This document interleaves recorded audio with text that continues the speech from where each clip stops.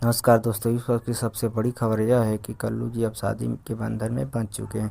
तो आइए इनके बारे में जानकारी लेने के लिए सबसे पहले आप चैनल पर नए हैं तो चैनल को सब्सक्राइब कर दें और लाइक कर दें और कमेंट भी करें अगर वीडियो अच्छा लगे तो। चलिए आइए इनके बारे में जानकारी लेते हैं। अब भोजपुरी के कलाकार हैं जो बहुत बड़े ही गायक हैं और यह इस समय इनके शादी को लेकर यह बहुत सुर्खियों में बने हुए हैं, क्योंकि यह इस समय शादी के बंधन में बंध गए हैं। एक भोजपुरी गायक हैं जो इनका गांव बक्सर ज़िला में पड़ता है और यह गंगा के किनारे है, अहरौली है।